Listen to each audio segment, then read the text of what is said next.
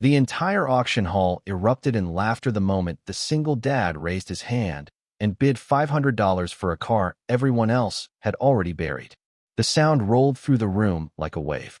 Some people shook their heads. Others exchanged amused glances.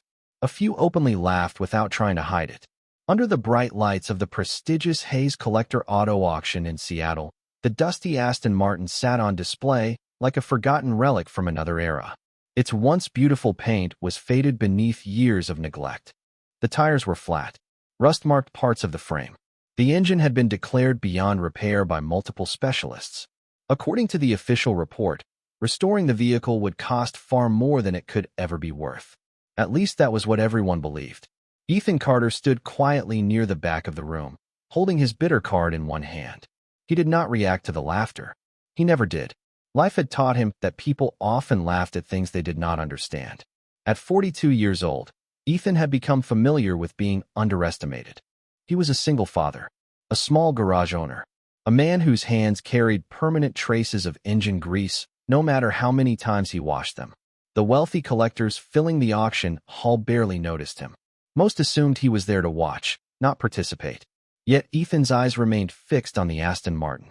Not because it looked valuable. Quite the opposite. It looked forgotten, abandoned, dismissed. And somehow that made him pay closer attention.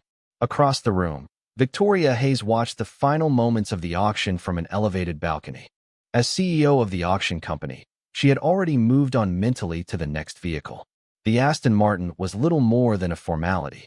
The experts had completed their evaluations. The paperwork was finished. The outcome was obvious. Nobody expected serious bidding. Nobody expected interest. Certainly nobody expected a quiet mechanic from a small repair shop to purchase it. $500, the auctioneer repeated. Going once. Silence. Going twice. More silence. Then the hammer fell. Sold. A few people chuckled again. Someone near the front muttered that the buyer had just purchased the most expensive piece of scrap metal in Seattle. The comment drew another round of laughter. Ethan simply folded his bidder card and slipped it into his jacket pocket. Outside, rain drifted gently across the city streets. The gray afternoon sky matched the mood that usually followed a disappointing sale. Employees began preparing paperwork while collectors moved toward the next attraction. Within minutes, most people had forgotten about the Aston Martin entirely. But Ethan had not. 2 hours later, a weathered tow truck pulled into the parking lot of Carter Auto Repair. The Aston Martin sat chained to the back like a wounded animal returning home after years of neglect. Ethan stepped out into the rain and watched as the vehicle was unloaded. The old garage stood at the edge of the city, far from luxury showrooms and wealthy collectors. The building was modest. The sign above the entrance had faded from years of Pacific Northwest weather. Yet inside those walls, countless machines had been given second chances. Sophie Carter pushed open the garage door and stepped outside. At 16 years old, she had inherited her father's curiosity and his habit of noticing details other people overlooked. She looked at the Aston Martin and frowned. "That is what you spent $500 on." Ethan smiled. "That is what I spent $500 on." Sophie walked around the vehicle slowly. Rainwater slid down the cracked paint. "It looks terrible." "It does. Does it even run?" Ethan glanced toward the silent engine compartment. "Not at the moment." Sophie laughed softly. "Please tell me there is a plan."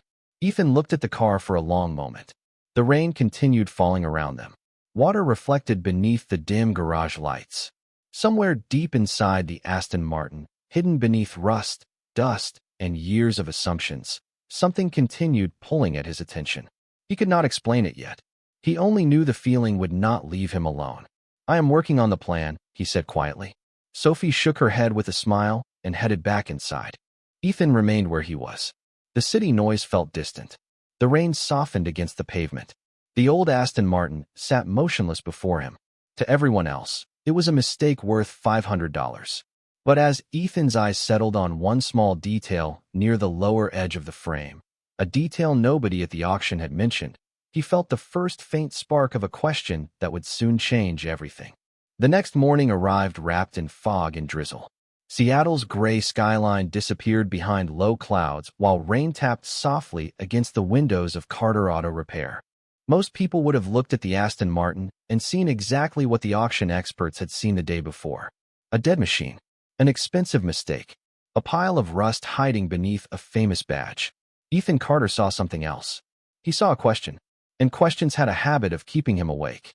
By 7 o'clock, the garage lights were already glowing. A cup of coffee sat forgotten on a nearby workbench while Ethan carefully washed decades of dirt from the lower frame. The detail he had noticed the previous evening remained fixed in his mind. It was not dramatic. It was not obvious. In fact, most people would have ignored it completely. Yet something about it felt wrong. Or perhaps more accurately, something about it felt too deliberate. Sophie arrived shortly afterward carrying a breakfast sandwich and her school backpack. She paused beside the car. "You barely slept, did you?" Ethan smiled without looking up. "I slept enough." "That means no." He laughed quietly. Sophie had become very good at translating his answers over the years. She watched him continue cleaning a small section near the rear chassis. "Still thinking about that car?" "Still thinking about that car." Sophie shook her head. Everybody else thought it was worthless. Ethan finally looked up. Everybody else thought it was finished. What is the difference? For a moment, he studied the old Aston Martin before answering. Worthless means it never mattered. Finished means people stopped looking. Sophie considered the answer silently. Then she nodded and headed to school. The garage grew quiet again. Hours passed. Customers came and went. Oil changes. Brake repairs. Routine work. Yet every free moment pulled Ethan back toward the Aston Martin. By early afternoon, he had removed several panels and begun documenting unusual markings hidden beneath layers of age and corrosion. Most matched official records. One did not. That single inconsistency bothered him. He reviewed auction paperwork again, then manufacturer specifications, then photographs taken before the sale. The more he looked, the stranger the situation became. Meanwhile, across town, Victoria Hayes sat inside a conference room reviewing auction results from the previous week. The Aston Martin barely appeared in the report. A failed vehicle. Low-value disposal. Closed transaction. Yet when she noticed the buyer's name, she paused. Ethan Carter. Something about it sounded familiar. Who was the mechanic that bought the Aston Martin? She asked. One of her managers looked up. Small garage owner. Anything unusual? Not really. The manager shrugged. People say he is good. Victoria returned to her paperwork. Yet the name lingered in her thoughts longer than expected. Back at the garage, rain intensified outside.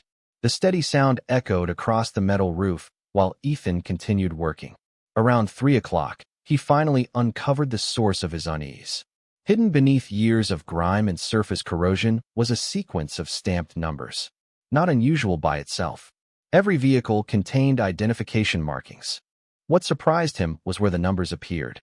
He stared at them for several seconds. Then he cleaned the area again. Then a third time. The markings remained exactly the same. Ethan slowly sat back on a rolling stool. His pulse quickened slightly. Not from excitement. From caution. Experience had taught him that extraordinary conclusions usually began with ordinary mistakes. He opened several reference files and started comparing information. Minutes turned into hours. Outside, daylight faded into evening. Inside, the small office lamp remained illuminated long after most neighboring businesses closed for the night.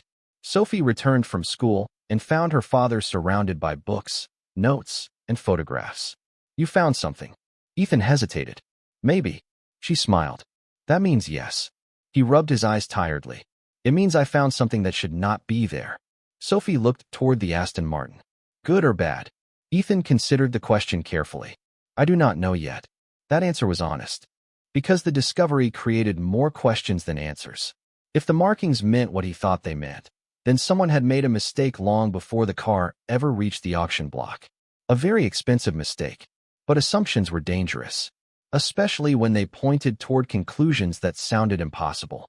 As night settled over Seattle, Ethan remained alone in the garage. Rain slid down the windows. The old Aston Martin sat beneath bright overhead lights. Silent. Motionless. Waiting. Ethan looked once more at the unusual sequence hidden beneath the rust. Then he opened another historical archive and began searching deeper into the vehicle's past. Somewhere inside that forgotten history, he suspected an important truth was hiding. And for the first time since raising his bidder card at the auction, he began to wonder whether the people laughing yesterday had been wrong about far more than the car. For the next several days, The Aston Martin became the center of Ethan Carter's world. During daylight hours, life continued as usual inside Carter Auto Repair. Customers arrived with worn brakes, leaking radiators, and stubborn engines. Phones rang. Parts were delivered. Bills had to be paid. Yet every spare moment pulled Ethan back toward the forgotten vehicle sitting beneath the bright garage lights. The strange identification markings refused to leave his thoughts. He had verified them repeatedly. He had checked photographs, factory references, and archived production records. Each search raised new questions. None delivered clear answers. That uncertainty should have discouraged him. Instead, it made him more determined. Rain continued sweeping across Seattle throughout the week. Gray skies hung low above the city while Ethan spent long evenings digging through historical documents. The garage office slowly filled with printed photographs, handwritten notes, and old reference books borrowed from collectors and restoration specialists. Sophie watched the growing piles with amusement. One evening, she stepped into the office carrying 2 cups of coffee. "You know this is becoming an obsession." Ethan accepted the cup and smiled. "Maybe. Definitely." She glanced toward the Aston Martin. "Most people buy a hobby. You bought a mystery." Ethan laughed quietly. "That sounds expensive." "Is it?" The question lingered longer than either expected. Ethan looked around the small office. Business had been slower than usual recently. Utility bills sat on the corner of his desk. Parts invoices waited beside them. Owning a small garage had never made him wealthy.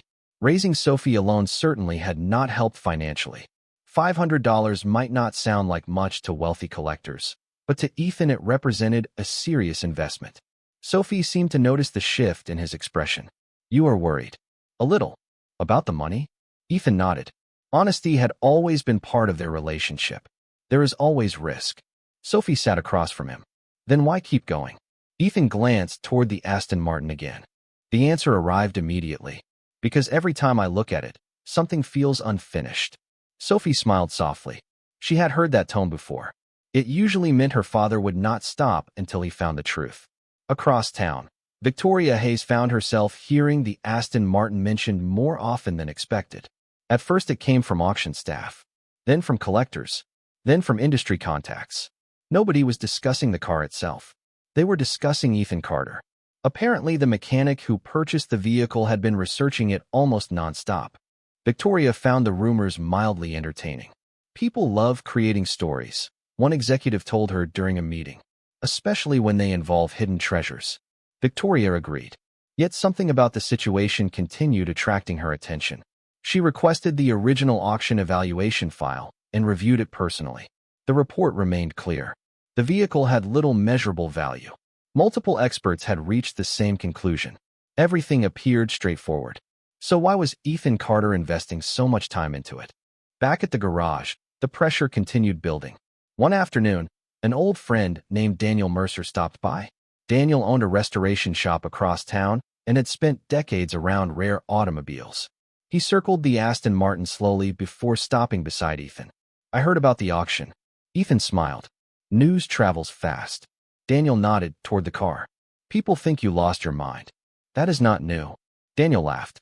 Then his expression became more serious. "Tell me honestly, what are you chasing?" Ethan hesitated. "I am not sure yet."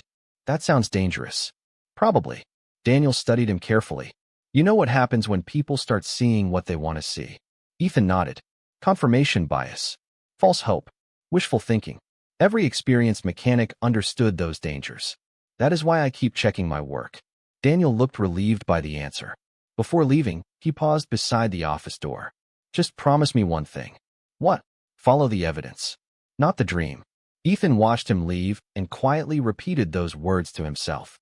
Follow the evidence. Not the dream. The advice stayed with him throughout the weekend. Each new discovery forced him to remain disciplined. Some clues appeared promising before collapsing under scrutiny. Others seemed insignificant until they connected to something larger. Slowly, almost invisibly, a pattern began forming. Not a conclusion. Not yet. Just a pattern. Late Sunday evening, Sophie found Ethan sitting alone in the garage, staring at an old photograph displayed on his computer screen. The image showed a nearly identical Aston Martin taken decades earlier. "You found another clue?" she asked.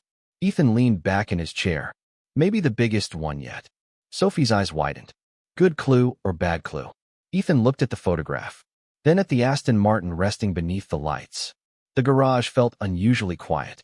Even the rain had stopped. I honestly do not know. For several moments, neither spoke. Then Ethan printed the photograph and placed it beside the growing collection of evidence. There, hidden inside a tiny detail almost nobody would notice, was a discrepancy so unusual that it threatened to change everything he thought he knew about the car. And for the first time since the auction ended, Ethan began to suspect that the story behind the Aston Martin might be far bigger than a simple restoration project. Monday morning arrived with clear skies for the first time in nearly 2 weeks. Sunlight slipped through the windows of Carter Auto Repair and settled across the Aston Martin's weathered body. The change in weather should have lifted Ethan Carter's mood. Instead, he felt more restless than ever. The photograph he had discovered the night before sat pinned to a corkboard above his desk. Beside it were factory records, restoration notes, auction documents, and dozens of photographs collected over the past several days. Individually, none of them proved anything. Together, they formed a story that refused to make sense. Ethan stood in front of the board with a cup of coffee growing cold in his hand. Every clue pointed in the same direction. Yet that direction seemed impossible. The original records identified the vehicle as a standard production model. The markings hidden beneath the chassis suggested otherwise. The photograph introduced another contradiction entirely. Somewhere between those facts, the truth was hiding. The challenge was finding it before assumptions filled the gaps. Business remained slow that morning, giving Ethan more time than usual to focus on research. Around 10 o'clock, his phone rang. The caller identification displayed a name he did not recognize. He answered anyway. Ethan Carter. A pause followed. Then a calm female voice responded. This is Victoria Hayes. Ethan immediately recognized the name. The auction CEO. That is one way to introduce me. He smiled faintly. What can I do for you? Victoria hesitated. The call felt unusual even to her. CEOs did not normally contact mechanics over failed auction vehicles. Yet curiosity had finally won. I heard you have been spending a lot of time with that Aston Martin. Ethan glanced toward the car. Maybe more than I should. Why? The question arrived without warning. Ethan considered his answer carefully. Because some things about it do not add up. Silence lingered for a moment. Then Victoria laughed softly. That sounds mysterious. It sounds incomplete. The conversation lasted only a few minutes, but it left an impression on both of them. Victoria hung up wondering why a man with no apparent reason to chase fantasies sounded so grounded. Ethan returned to work wondering why the CEO of a major auction company cared enough to call. By afternoon, another piece of the puzzle appeared. It arrived inside an email from an automotive historian Ethan had contacted days earlier. The historian specialized in rare British performance vehicles and maintained access to archives unavailable to the public. Ethan opened the message immediately. Attached were several scanned documents and production photographs dating back decades. He studied them carefully. Then again. Then a third time. His pulse quickened. Not because the documents provided answers, because they raised questions nobody had considered before. One photograph in particular held his attention. The image showed a nearly completed vehicle inside an Aston Martin facility many years earlier. Workers surrounded it. Engineers stood nearby. Most people would have focused on the car itself. Ethan focused on a small identifying feature visible near the rear structure. The same feature appeared on the vehicle sitting inside his garage. He leaned back slowly. The coincidence felt too specific to ignore. Yet coincidence alone proved nothing. Sophie arrived after school and immediately noticed the stack of newly printed documents spread across the workbench. Please tell me you found something exciting. Ethan smiled. Define exciting. Something that justifies turning our office into a detective movie. Ethan laughed quietly. Sophie stepped closer and examined the photographs. What am I looking at? Maybe history. Maybe. She rolled her eyes. You really love that word. The truth was Ethan had become cautious. Every discovery seemed important until another layer emerged. The deeper he dug, the less confident he became about simple explanations. That evening, after Sophie finished homework, she found him standing beside the Aston Martin again. Sunlight had faded. The garage sat beneath the warm glow of overhead lamps. Shadows stretched across the concrete floor. What happens if you are right? She asked suddenly. Ethan looked at her, then at the vehicle. The question lingered in the quiet garage. I do not know. And if you are wrong? This answer came faster. Then I bought an old car for $500. Sophie smiled. That does not sound so terrible. Ethan smiled back. Yet deep down he knew the situation had already become bigger than the money. Bigger than the restoration. Bigger than the vehicle itself. The evidence was leading somewhere important. Somewhere unexpected. And for the first time, other people were beginning to notice. Later that night, while reviewing one final archive before closing the garage, Ethan discovered a reference buried inside an old publication. It was only a brief mention. A forgotten paragraph hidden among hundreds of pages. Most readers would have skipped over it without hesitation. Ethan did not. He read the paragraph once. Then again. The garage fell completely silent. Outside, the city continued moving through another ordinary evening. Inside, Ethan stared at the screen, realizing that the Aston Martin story might reach far beyond anything he had imagined when he raised his bidder card at the auction. And if the document was genuine, then somewhere in the world there were people who would care very deeply about what he had just found. The paragraph was only 3 sentences long, yet Ethan Carter spent nearly an hour staring at it. Buried inside a decades-old automotive publication was a brief reference to a confidential development program connected to Aston Martin. Most readers would have dismissed it as historical trivia. Ethan could not. The wording was strangely specific. Certain identifying details matched clues he had already uncovered. Others introduced entirely new questions. By midnight, the garage office looked less like a repair shop and more like the headquarters of an investigation. Documents covered every available surface. Photographs hung from corkboards. Notes filled multiple legal pads. Yet despite all the evidence surrounding him, Ethan still lacked the one thing he needed most. Proof. Real proof. Without it, everything remained speculation. And speculation could destroy even the smartest theory. The next morning, Ethan arrived before sunrise. Sleep had been difficult. Every time he closed his eyes, pieces of information rearranged themselves inside his mind. The hidden markings, the production discrepancies, the archived photographs, the mysterious reference buried in the publication. Each clue seemed connected. Yet the final picture remained frustratingly incomplete. Outside, Seattle moved through another cold morning beneath heavy clouds. Inside the garage, Ethan focused on something he had postponed for days. The engine itself. Most experts had declared it beyond saving. The auction report described catastrophic deterioration. But after everything else he had discovered, Ethan no longer trusted assumptions. Carefully, he began a deeper inspection. Hours passed. Bolts loosened. Components were removed. Measurements were taken. Some findings matched expectations. Others did not. The deeper he looked, the stranger the vehicle became. Around lunchtime, Daniel Mercer stopped by again. He immediately noticed the growing collection of documents. This is getting serious. Ethan smiled faintly. Maybe. Daniel pointed toward the walls. You have enough evidence to solve a crime. I might be trying to solve history instead. Daniel laughed. But the humor faded quickly when Ethan shared several recent discoveries. The experienced restorer listened carefully. Then he walked around the Aston Martin twice without speaking. Finally, he stopped. You realize what happens if any of this is true? Ethan nodded. People will say I got lucky. No. Daniel looked directly at him. People will say the experts got something wrong. The statement hung in the air. Both men understood the implications. Entire industries were built on expertise. Reputations depended on being correct. When large groups of respected professionals reached the same conclusion, challenging that conclusion was rarely welcomed.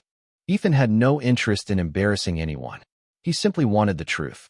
Yet truth had a way of making people uncomfortable. Later that afternoon, Victoria Hayes received another unexpected update. One of her senior evaluators had heard rumors spreading among collectors. Apparently, several individuals were now discussing the possibility that the auction vehicle had been misidentified. Victoria listened carefully. Who started the rumor? Nobody knows. And the source? Mostly online forums and private collector groups. Victoria leaned back in her chair. She should have dismissed the conversation immediately. Instead, she opened Ethan Carter's auction file once more. Something about the situation continued bothering her. Not because she believed the rumors.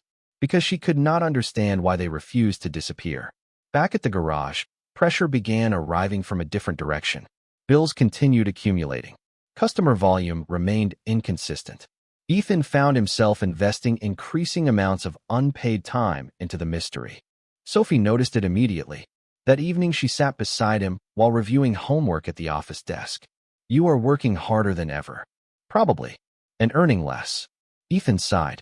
"Possibly." Sophie closed her notebook. "You always tell me that solving a problem is important." "That is true. But knowing when to stop matters too." The words landed harder than she intended. Ethan looked at his daughter and realized she was not criticizing him. She was worried. The concern in her voice carried genuine love. For a moment, he questioned everything. Maybe Daniel was right. Maybe he was chasing a dream. Maybe the clues meant nothing. Maybe the entire story existed only because he wanted it to. That uncertainty followed him deep into the night. Then, just before closing the garage, an email arrived from a contact in England. Ethan almost ignored it. The message appeared routine at first glance. A polite response. A few attached records. Nothing unusual. Then he opened the files. His expression changed instantly. He read the documents once. Then again. Then a third time. His heart began beating faster. Not because the files provided answers. Because they confirmed that one crucial piece of evidence he had uncovered was authentic. Completely authentic. Ethan slowly leaned back in his chair. Outside, rain tapped softly against the windows once again. The garage felt smaller somehow. Quieter. The mystery that had started with a $500 purchase was no longer shrinking. It was expanding. And for the first time, Ethan began to understand that if he continued following the evidence, he might eventually find himself standing in front of people far more powerful than anyone he had ever expected to challenge. The email changed everything and yet proved almost nothing. That was the frustrating part. Ethan Carter sat alone in the garage office long after midnight, reading the attached records again and again. The documents confirmed that one of the unusual identifiers connected to the Aston Martin was genuine. Not fabricated. Not altered. Genuine. For days, he had worried that he was building theories on faulty information. Now that concern was gone. Unfortunately, a new one had taken its place. If the identifier was authentic, then someone, somewhere, had made an extraordinary mistake many years ago. The realization settled heavily on his shoulders. Outside, rain drifted across the empty streets while the city slept. Inside the garage, the old Aston Martin remained silent beneath the lights.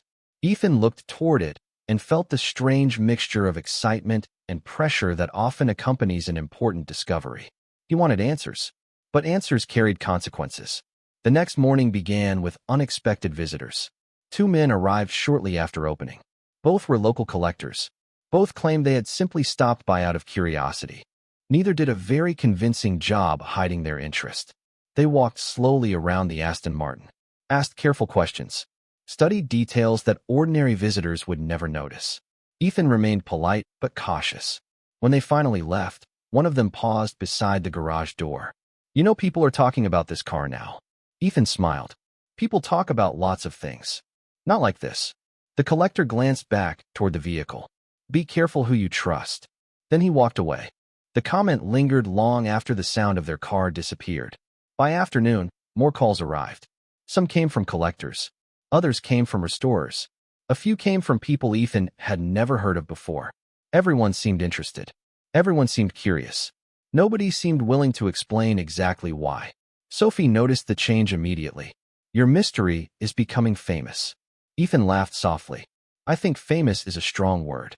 3 strangers called today asking about the same car." She raised an eyebrow. "That feels famous." Ethan could not argue with her logic. What troubled him was how quickly everything was happening. Less than 2 weeks earlier, the Aston Martin had been sitting forgotten on an auction floor. Now experienced collectors were actively searching for information. Something had shifted. Somewhere, other people were beginning to see the same patterns he had discovered. Across Seattle, Victoria Hayes found herself facing similar questions. Several clients had contacted her company requesting additional documentation regarding the auction vehicle. Some requests were routine. Others were unusually detailed. Victoria reviewed the correspondence personally. The situation no longer felt amusing. It felt significant. Later that evening, she called Ethan again. This time the conversation lasted longer. "I need to ask you something directly," she said. Ethan leaned back in his office chair. Go ahead. Do you actually believe the car is special? Silence followed. Not because Ethan lacked an answer, because he wanted to choose the right words. I believe the evidence deserves attention. Victoria smiled despite herself. That sounds like the safest answer possible. It is also the most honest. For a moment, neither spoke. Then Victoria asked the question that mattered most. And if the evidence keeps pointing where you think it is pointing? Ethan looked through the office window toward the Aston Martin. Then eventually the facts will speak for themselves. The call ended respectfully, but both left the conversation thinking about the same thing. Facts. Real facts. Not rumors. Not theories. Facts. Unfortunately, obtaining them would require one final piece of evidence. The piece Ethan still could not find. Days passed. Pressure continued building. Customer work suffered. Sleep became harder. Even Sophie began encouraging him to slow down. Yet every new lead seemed connected to something larger. Every answer opened another door. Then, late on the 12th day after the auction, an unexpected package arrived from England. The box was old. The shipping labels looked rushed. There was no letter inside. Only copies of archival material and a handwritten note containing a single sentence. Ethan read the note twice, then 3 times. His heart began racing. Not from certainty, from possibility. The documents referenced a specific event from decades earlier. An event connected to a vehicle whose history had never been fully explained. Ethan spread the materials across his desk. Sophie stood beside him. Neither spoke for several moments. The garage felt unusually quiet. The overhead lights hummed softly. Rain tapped against the roof once more. Finally, Sophie broke the silence. Is this what you have been looking for? Ethan studied the documents carefully. Every instinct told him he was close. Closer than ever before. Yet experience warned him not to celebrate too soon. He slowly shook his head. Not exactly. Sophie frowned. Then what is it? Ethan looked at the Aston Martin. Then back at the papers. It is the first time I can see where the missing piece might be hiding. And as he organized the newly arrived records, he realized that the next step would force him out of his garage and into a room filled with people whose reputations depended on him being wrong. The package from England sat on Ethan Carter's desk for less than 12 hours before changing the direction of everything. He spent most of the next morning studying the newly arrived documents, comparing dates, production records, photographs, and engineering references. The pieces finally seemed close enough to touch. Not complete, not proven, but close. For nearly 2 weeks, the mystery had felt like a distant shape hidden behind fog. Now the outline was beginning to emerge. The problem was that no one would believe it without independent verification. And independent verification meant stepping into a world far larger than his small Seattle garage. The realization weighed heavily on him. Throughout the day, customers came and went while Ethan's attention drifted repeatedly toward the growing wall of evidence. Sophie noticed immediately. You have that look again. Ethan glanced up from a folder. What look? The one that means you are about to do something complicated. He laughed softly. That is very specific. Years of experience. Sophie smiled. Then her expression softened. Are you nervous? Ethan considered the question honestly. A little. Because you might be wrong? He shook his head slowly. Because I might be right. The answer surprised even him. Yet it was true. Being wrong would be disappointing. Being right would create consequences. People had already begun paying attention. Collectors were calling. Industry professionals were asking questions. Rumors continued spreading through automotive circles. Every new conversation seemed to lead back to the same vehicle sitting quietly beneath the garage lights.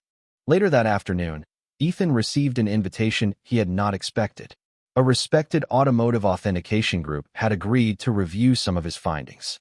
Not publicly, not officially, just an informal examination. The meeting would take place in 3 days. Ethan read the message twice. Then he sat silently for several moments. The opportunity was exactly what he needed. It was also exactly what he feared. For days, he had been able to work privately, protected by uncertainty. Now his evidence would face scrutiny from people whose entire careers revolved around finding mistakes. That evening, Daniel Mercer stopped by once again. Ethan shared the news. Daniel listened carefully before leaning against a workbench.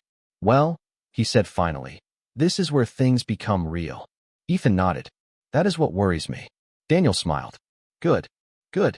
If you were not worried, I would be concerned. Ethan laughed quietly. The truth behind Daniel's words was difficult to ignore. Confidence could be dangerous. Humility kept people honest. And honesty was exactly what Ethan needed as he prepared for the meeting. Over the next 2 days, he reviewed every document again. Every photograph, every measurement, every record.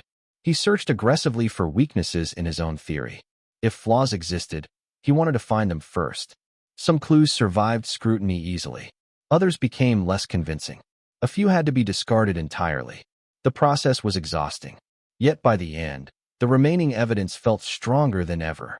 Across town, Victoria Hayes found herself increasingly drawn into the story. Industry contacts were now discussing the Aston Martin openly. Some dismissed the rumors. Others expressed cautious curiosity. Nobody knew what to believe. Victoria finally decided to attend the upcoming review session herself. Officially, she claimed it was simple professional interest. Unofficially, she wanted answers as much as anyone. The morning of the meeting arrived cold and gray. Clouds covered the city. Rain threatened, but never fully arrived. Ethan loaded documents into organized folders while Sophie watched from the garage doorway. Neither spoke much. The moment carried a quiet seriousness. Before leaving, Sophie handed him a small notebook. "What is this?" Ethan asked. "A reminder." He opened it. Inside, she had written a single sentence. "Follow the evidence, not the dream." Ethan smiled immediately. Daniel's advice. She had remembered. "Thank you." Sophie shrugged. "Just in case everybody else starts talking too loudly." The drive across the city felt longer than usual. By the time Ethan arrived, several respected experts had already gathered. Some recognized his name. Others did not. Most greeted him politely. A few seemed skeptical. That part did not bother him. Skepticism was healthy. Skepticism protected the truth. The review began quietly. Documents were examined. Questions were asked. Photographs circulated around the room. Ethan answered carefully, calmly. Whenever he did not know something, he admitted it. Whenever evidence remained uncertain, he said so. Hours passed. The atmosphere slowly changed. Not dramatically, subtly. Experts who initially appeared dismissive became more attentive. Casual curiosity evolved into focused concentration. Conversations grew quieter. Expressions became harder to read. Then, late in the afternoon, one of the senior specialists requested a specific file Ethan had nearly overlooked. The room fell silent as the document changed hands. Several people leaned forward. Others exchanged glances. Ethan watched carefully, his pulse quickening despite his efforts to remain calm. Because for the first time since buying the Aston Martin, he saw something he had not seen before. Not certainty, not agreement, but concern. The kind of concern that appears when highly experienced people suddenly realize a question they thought was settled may not be settled at all. The silence inside the review room felt heavier than any argument could have been. Ethan Carter sat quietly while a group of respected specialists examined the file that had suddenly changed the atmosphere. Nobody laughed. Nobody dismissed his research. Nobody called the Aston Martin worthless anymore. Instead, the room filled with something far more powerful. Doubt. Not doubt about Ethan. Doubt about conclusions that had been accepted for years. One expert adjusted his glasses and studied the document again. Another compared it against production records displayed on a laptop screen. A third walked to the far side of the room and began making phone calls. The shift was impossible to miss. For nearly 2 weeks, Ethan had been treated as an outsider chasing an unlikely theory. Now some of the most experienced people in the industry were quietly investigating whether he had uncovered something significant. Yet despite the change, no one was ready to make declarations. Evidence still mattered. Proof still mattered. The truth had not fully arrived. It was simply getting closer. Victoria Hayes watched everything from the back of the room. Throughout her career, she had attended hundreds of evaluations. She knew how experts behaved when they were confident. She also knew how they behaved when confidence began slipping away. What she saw now unsettled her. Not because she feared being wrong personally. Because she realized how easily an entire room of professionals could overlook something hiding in plain sight. Hours later, the meeting finally ended without any official conclusion. More research would be required. Additional records needed verification. Independent specialists would have to examine the vehicle directly. Yet one thing had changed permanently. The Aston Martin was no longer being treated as an ordinary auction car. As Ethan gathered his folders, one senior expert approached him quietly. "Do not assume you are right." Ethan nodded. "I do not." The expert smiled faintly. "Good." Then he paused. "But do not assume you are wrong either." The words followed Ethan all the way home. Rain had finally stopped. The city lights reflected across wet streets as he drove through Seattle, thinking about everything that had happened. For the first time since the auction, he felt the weight of expectations. Before, failure would have affected only him. Now others were watching, waiting, questioning. At the garage, Sophie was waiting near the office window. The moment Ethan stepped inside, she stood. "How did it go?"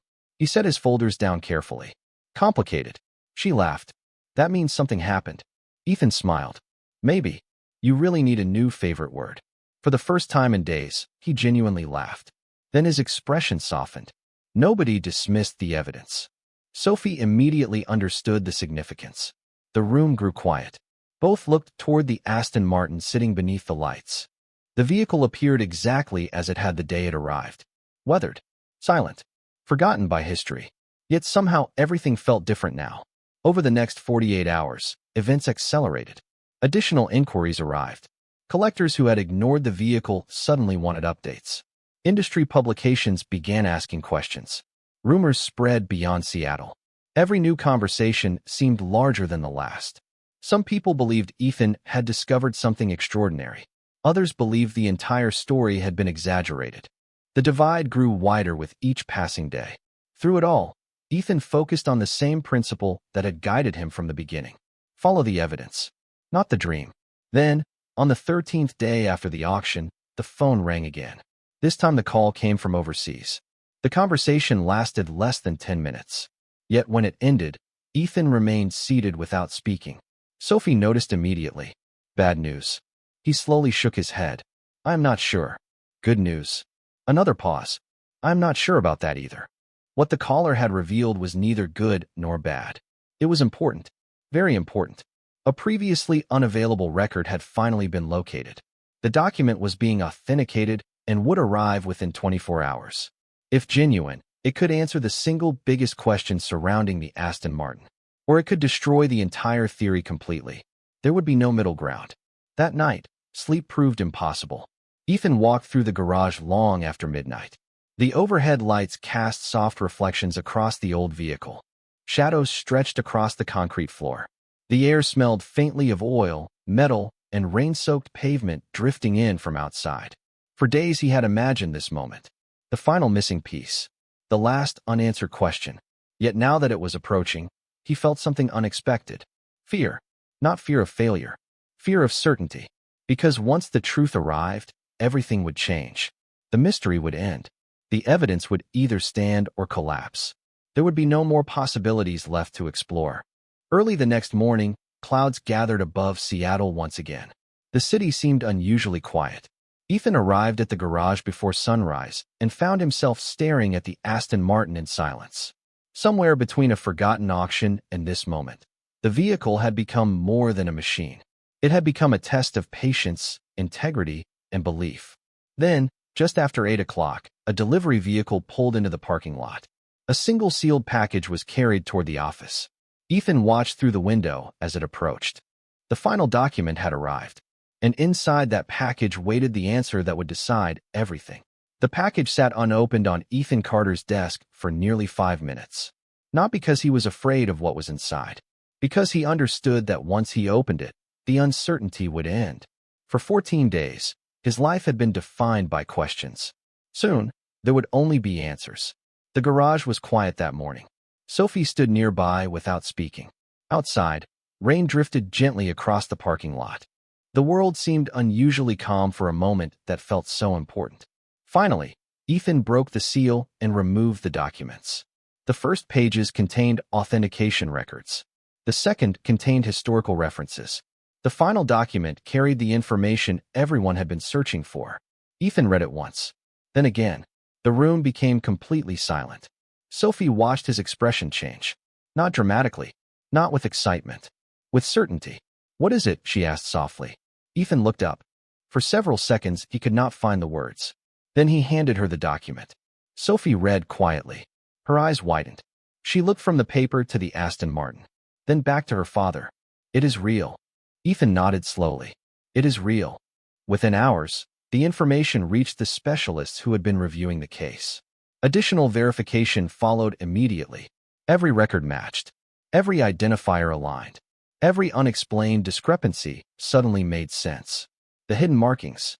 The unusual components. The missing historical references. The forgotten photograph. None of it had been coincidence.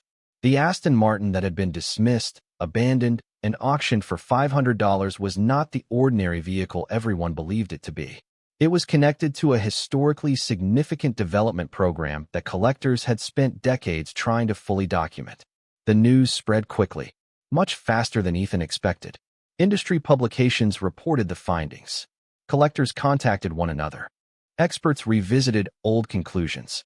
People who had laughed at the auction began reading the same records Ethan had studied alone in his garage. Yet what surprised him most was not the attention. It was the silence. The same silence that appears when certainty suddenly disappears. A special valuation meeting was organized less than 48 hours later. The room looked very different from the auction hall where the story began. Many of the same faces were present. Collectors, evaluators, executives, specialists. Victoria Hayes sat near the front. Ethan sat quietly beside Sophie. No one laughed this time. No one whispered jokes. No one questioned why he had purchased the vehicle. The Aston Martin's documented significance had changed everything. When the final valuation was announced, the room remained perfectly still. The figure exceeded $12 million. For several seconds, nobody spoke. The number seemed almost impossible to process. 14 days earlier, the car had been treated as scrap. 14 days earlier, people had mocked the single father who spent $500 on what appeared to be a dead machine. Now those same people sat in complete silence. Not embarrassed, not angry, simply humbled by the facts. Victoria eventually approached Ethan after the meeting. "I owe you something," she said. Ethan looked surprised. "What is that?" She smiled. "Respect." Ethan glanced around the room. "You never owed me that." Victoria shook her head gently. "Maybe not, but you earned it anyway." Nearby, several experts offered congratulations. Others admitted they had overlooked important details. Nobody tried to defend their mistakes. Nobody searched for excuses. The truth had spoken clearly enough on its own. That was what Ethan appreciated most. There was no revenge, no humiliation, no dramatic victory speech. Just honesty, just recognition, just quiet dignity. Later that evening, long after the interviews ended and the crowds disappeared, Ethan returned to Carter Auto Repair. The garage looked exactly the same. The tools remained where he left them. The workbenches were unchanged. Rain tapped softly against the windows once again. Sophie stood beside him near the entrance. "So what happens now?" she asked. Ethan smiled and looked around the garage that had carried them through difficult years. "Tomorrow." Sophie nodded. "Tomorrow we open the shop." She laughed. "That is it." Ethan laughed too. "That is it." Because money had never been the most important part of the story. The real reward was something far quieter. A father who trusted his instincts without abandoning the facts. A daughter who believed in him when nobody else did. A truth that survived every challenge because it was built on evidence instead of ego. As the lights reflected across the old garage floor, Ethan placed a hand on Sophie's shoulder and looked toward the future. Sometimes the world dismisses people because they do not fit expectations. Sometimes the loudest voices are also the most confident. But every now and then, a patient person quietly follows the evidence while everyone else follows assumptions. And when that happens, the truth has a remarkable way of revealing itself. If this story reminded you that dignity matters more than applause and that persistence can change everything, share your thoughts below. Tell us where you would have stood on auction day. And if stories about second chances, quiet strength, and unexpected justice speak to you, stay with us for the next journey. There are still many remarkable people whose stories deserve to be heard.